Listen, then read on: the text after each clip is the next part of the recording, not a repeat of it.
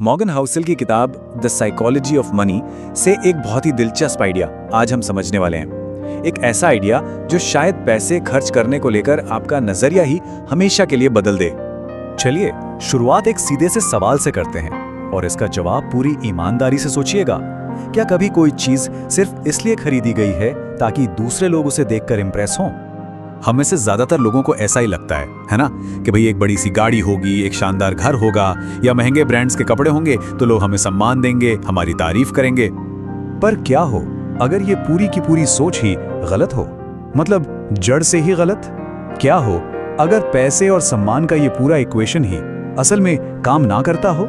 चलिए पता लगाते हैं। इस आइडिया को समझने का सबसे अच्छा तरीका है एक कहानी, एक बहुत ही सिंपल सी कहानी जो इस पूरी उलझन को सुलझा देगी।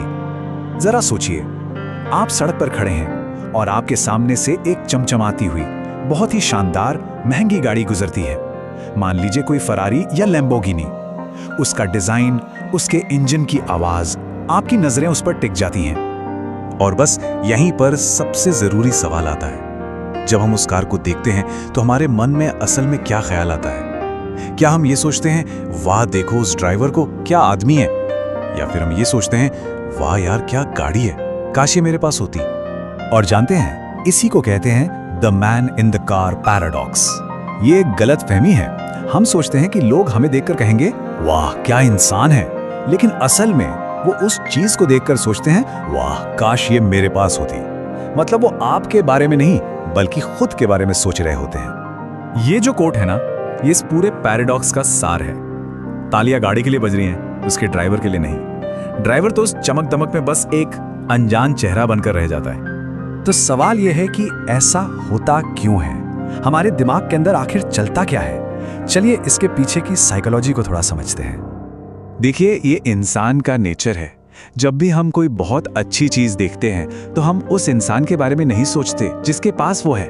हम तो ये कल्पना करने लगते हैं कि अगर वो चीज हमारे पास होती तो कितना अच्छा होता।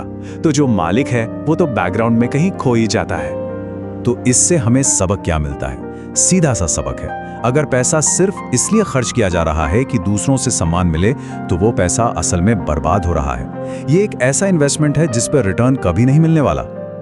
अच्छा, तो अगर महंगी गाड़ियां और घड़ियां हमें वो सम्मान नहीं दिला सकती तो फिर क्या दिला सकता है? असली दौलत आखिर है क्या? चलिए अब उस छिपे हुए खजाने को ढूंढते हैं।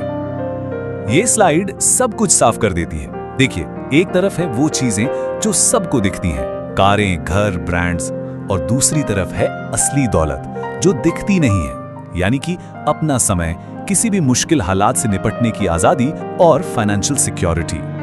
असली दौलत आपके बैंक अकाउंट का वो नंबर नहीं है।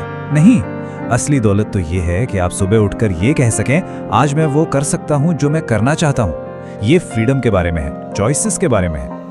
तो ठीक है, ये सारी बातें समझ आ गई, लेकिन अब इस जानकारी का अपनी जिंदगी में इस्तेमाल कैसे करें? चलिए कुछ प्रैक्टिकल नियमों पर नजर डालते हैं। यहाँ 3 बहुत ही सिंपल नियम हैं जिन्हें आज से ही अपनाया जा सकता है। पहला, दूसरों को इम्प्रेस करने के लिए खर्च करना बंद कर दीजिए। दूसरा, उन चीजों पर फोकस कीजिए जो आपको अंदर से सच में खुशी देती हैं। और तीसरा, अपने पैसे का इस्तेमाल सामान खरीदने के लिए नहीं बल्कि आजादी खरीदने के लिए कीजिए।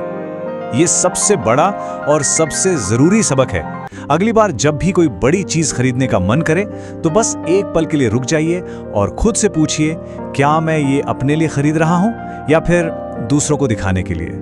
यकीन मानिए, आपका जवाब सब कुछ बदल सकता है। तो हम आपको इसी सवाल के साथ छोड़े जा रहे हैं, दौलत का, वेल्थ का असली मतलब क्या है? अगर ये महंगी चीजें नहीं हैं तो फिर क्या है? आपके लिए इसके क्या मायने हैं? इस पर सोचिएगा जरूर।